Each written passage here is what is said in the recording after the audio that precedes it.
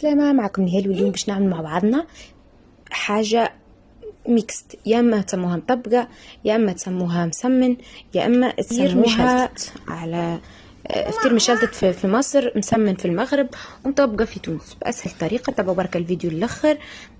تو تشوفوا عندي هنا سمن، وعندي زبدة، عندي زيت، عندي ماء سخون، عندي الفرينة متاعي. باش نحط نصف الباكو الفرينة، نصف كيلو يعني 500 غرام فرينة.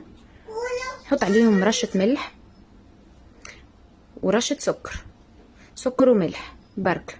خلطهم مليح ونبدأ نخلط بالماء الدافي، نعجنها مليح، نلموا العجينة مليح بالماء الدافي.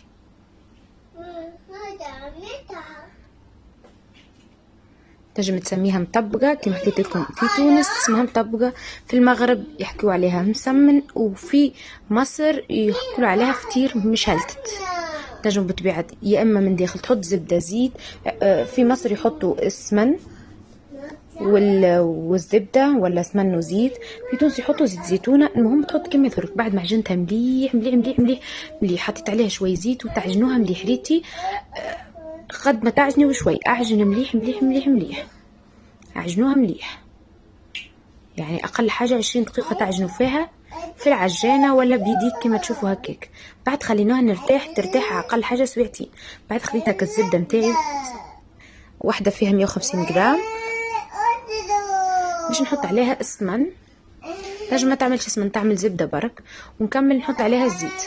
حطيت السمن قد الزبدة، وحطيت قدهم زيت، ونحط عليها هكا شوية من الزبدة والسمن والزيت، ونخلطها ونعجنها مرة أخرى. بعد ما ارتاحت سويعتين جبت طبق ندهنه بالزيت، ونشكل، نعمل عجينة كبيرة، عجينتين كبار هكاكا، والباقي نبدأ نشكلهم صغيرين كما تشوفوا، كرات صغيرة هكا، شكل مدور، كرات صغيرين. بتبيع كل واحد عنده 100 طريقة يعمل بها. راه هاكا، ونشكل ونحط ونشكل ونحط كرات صغيرين هاكا. المهم كملتهم. بعد نجي نحط عليهم من الفوق هكا شوي زيت، ونخليهم يرتاح اقل حاجة نصيف ساعة.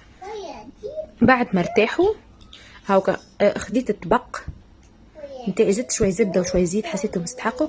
خديت الطبق نتاعي دهنته بالزبده والزيت ماكل الخليط نتاعي، ونحل اكبر واحده، اكبر عجينه عملتها نحلها. بعد نحطها في الطبق كما تشوفوا كيك. نزيد وبعد ناخذ واحده صغيره ونحطها في النص فوقها، ندهن بالزبده هكا ونحطها. نزيد نحل واحده اخرى، ما يهمكمش كانت تقطع هكاك مش مشكله، ونحطها. كله باش نعملوا بنفس الطريقه. تشوفوا هكاكا هاكا نحلها ونحط، ندهن بالزبده هكا من الفوق والكل، ونزيد نحل واحده اخرى ونزيد نحط هاكا. لين تعمل مثلا واحده كبيره، تعمل واحده كبيره وتعمل عليها مثلا 15 واحده صغيره على حسب انت ما مقسمتهم مثلا هاكا. ونحل ونحط. وما تدهنوا وتنسوش بين الطبقه والطبقه تحطوا ماك الخليط نتاع السمن والزبده والزيت هاكا، وتزيد تحل وتزيد تحط، كله بنفس الطريقه كيك. المهم ما تنسوش تدهنوا بين الورقه والورقه، وتزيد تحل وتزيد تحط وتزيد تدهنها من الفوق وتحلها مليح. مش لازم، مش مشكله كي تتشلتت هكاكا، ما هيش مشكله. هاكا تعمل مثلا 15 وحده، تعمل وحده كبيره وتحط عليها فوق 15 وحده، وبعد تلمها كما تشوفوا هكاكا وتقلبها، تحط عليها شويه سمن من الفوق، وتحاول تحلها وتخليها تزيد ترتاح اقل حاجه 20 دقيقه. تحط عليها اللي تحب. جبنا طبق اخر حطينا فيه شوي ماك الزبده والسمن، ونزيد نجيب نحلو الكبيره اكبر واحده عملتها، نحلها ونحطها هاكا، ونحط شويه فوقها سمن وزبده وزيت، ونبدا نحل بك الصغار ونحط، نحل في الصغار ونحط بنفس الطريقه. مش تعمل الكل كيما هكاك هاكا وتحط.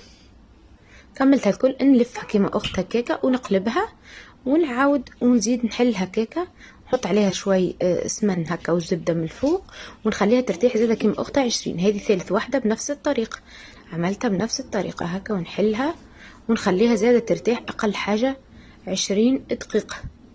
شوفوا بعد ما ارتاحت عاود نزلنا عليها حليناها كيفني ما شاء الله محلوله. بالطبيعه هذه تنجموا طيبوها فوق الغاز من الفوق، تنجموا في الفور. انا باش ندخلها للفور هاك شوفوا دخلتها للفور. الفور متاعنا على اعلى درجة يخدم.